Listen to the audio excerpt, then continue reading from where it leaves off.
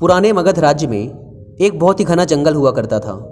उस जंगल में एक हिरण था जो कि 1000 हिरणों के झुंड का सरदार था। उसके 2 बेटे थे, जिसमें से एक पतला, लंबा और चमकदार व चौकन्नी आंखों वाला हिरण था, जिसके शरीर पर हल्के लाल व कोमल बाल थे, जिसकी वजह से उसका नाम ब्यूटी था। जो दूसरा बेटा था वो भी पतला, लंबा व बड़ी आंखों वाला था और उसके शरीर पर भी कोमल ग्रे कलर के बाल थे, इसलिए उसे सब ग्रे कहकर बुलाते थे। जब वो दोनों हिरण पूरी तरीके से बड़े व जवान हो गए तो उस हिरणों के सरदार ने ब्यूटी और ग्रे को अपने पास बुलाया और कहा, मेरे बच्चों, अब मैं बूढ़ा हो चुका हूँ, इसलिए अब मैं वो सारे ज़रूरी काम नहीं कर सकता जो इन हिरणों के झुंड को सुरक्षित रखने के लिए ज़रूरी हैं। इसलिए मैं चाहता हूँ कि अब तुम दोनों मेरी इस जिम्मेदारी को संभालो।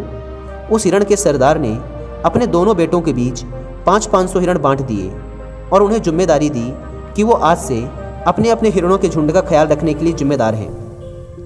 लेकिन कुछ दिनों बाद वो समय भी आ गया जिसकी उस बूढ़े सरदार को सबसे ज़्यादा चिंता रहा करती थी।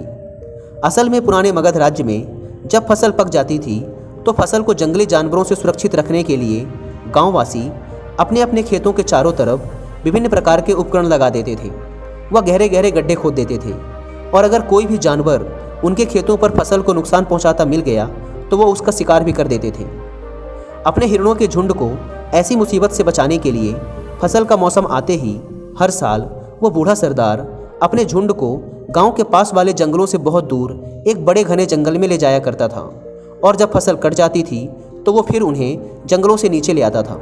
लेकिन समस्या ये थी कि उस घने जंगल का रास्ता कई गांवों से होकर गुजरता था और अगर इतने बड़े हिरणों के झुंड को सावधानी से ना ले जाया गया तो गाँव वालों के द्वारा इन हिरणों के शिकार का डर हमेशा बना रहता था। लेकिन पिछले कई सालों से वह सरदार इस काम को बखूबी कर रहा था, बिना एक भी हिरण का शिकार कराए। पर क्योंकि इस बार इस काम की बागडोर उसके दोनों बच्चों के हाथों में थी, इसलिए उसने दोनों बच्चों को बुलाया और उन्हें वो सारी बातें बताई जो उन्हें इस सफ़र में याद रखनी थी अपने अपने हिरणों के झुंड को सुरक्षित रखने के लिए। क्योंकि वह खुद बहुत बूढ़ा हो चुका था, इसलिए वो इस यात्रा में नहीं जा रहा था। इसलिए उसने अपने दोनों बच्चों को और अधिक सचेत रहने के लिए कहा। ब्यूटी ने तो पिता की बात बड़े ध्यान से सुनी और उस पर विचार भी किया, लेकिन ग्रे ने पिता की बातों पर ज़्यादा ध्यान नहीं दिया और शाम होते ही वह अपने 500 हिरणों के झुंड को लेकर वहाँ से निकल पड़ा। उसने सारी रात यात्रा की, पर जल्दी पहुँचने के जुनून में उसने दिन में भी यात्रा जारी रखी और अपने लिए सबसे छोटे रास्तों का चयन किया जो कि गाँवों के काफ़ी पास से गुजरते थे। गाँव वालों को भी यह बात पता होती थी कि इस मौसम में हिरणों का झुंड यहाँ से गुजरता है, इसलिए बहुत से गाँव वाले शिकारी पहले से ही ताक लगाकर बैठे हुए थे। जब ग्रे के हिरणों का झुंड कई गांवों के पास से होकर गुजरा तो गांव वालों ने तीर कमान से उन हिरणों पर हमला किया, जिससे बहुत से हिरण मारे गए और कुछ घायल हो गए। जब ग्रे अपनी मंजिल पर पहुंचा तो उसने देखा कि लगभग आधे हिरण ही उसके साथ सुरक्षित जंगल पहुंच पाए हैं। लेकिन ब्यूटी काफ़ी समझदार था। उसने केवल मध्य रात्रि में ही चलने का निर्णय लिया।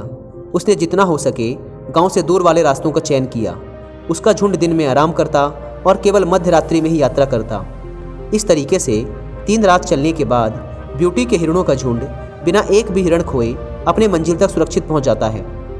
वे दोनों ही झुंड कुछ समय जंगल में बिताते हैं और जब सारी फसलें कट जाती हैं तो वो फिर से वापस अपने पहले वाले स्थान पर आने की तैयारी शुरू कर देते हैं। लेकिन ग्रे ने अपनी पिछली गलती से कुछ भी नहीं सीखा था।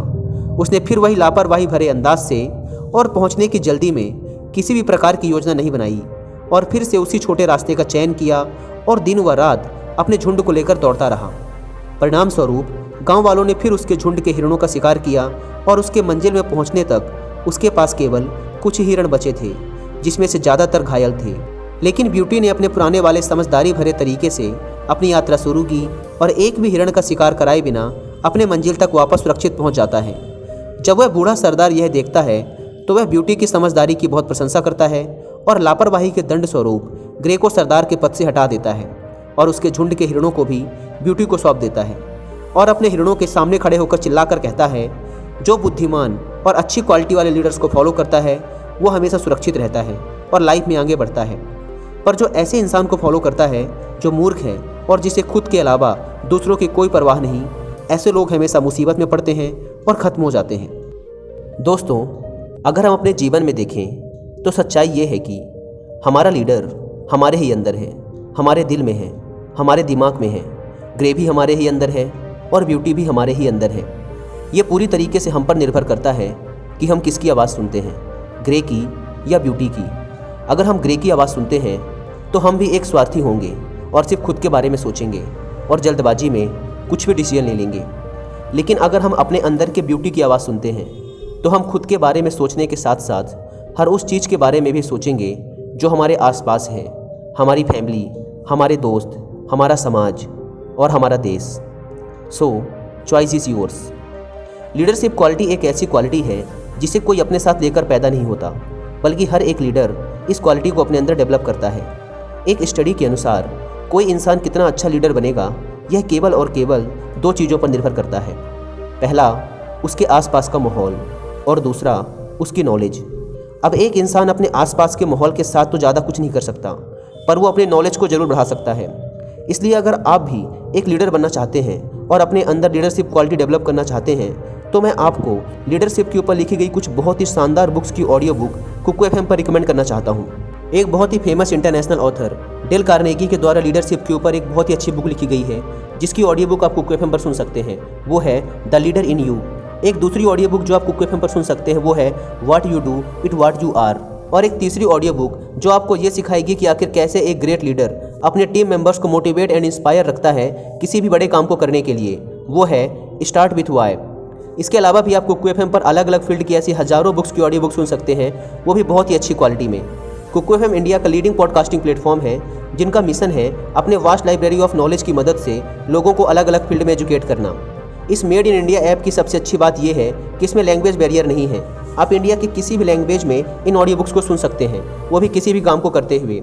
वैसे तो कुकू एफएम के पूरे 1 साल का सब्सक्रिप्शन 399 रुपीज़ का है, लेकिन यदि आप डिस्क्रिप्शन एंड पिन कमेंट पर दी गई लिंक से इस ऐप को डाउनलोड करके उसमें कूपन कोड WI50 यूज़ करते हैं तो पहले 250 सब्सक्राइबर्स को मिलेगा सीधे 50% का डिस्काउंट और एक बुक से भी कम की कीमत पर, यानी सिर्फ 199 रुपीज़ में पूरे 1 साल तक हज़ारों ऑडियो बुक्स के access. Link description and pin comment पर दी गई है, एक बार जाकर जरूर चेकआउट करें। धन्यवाद।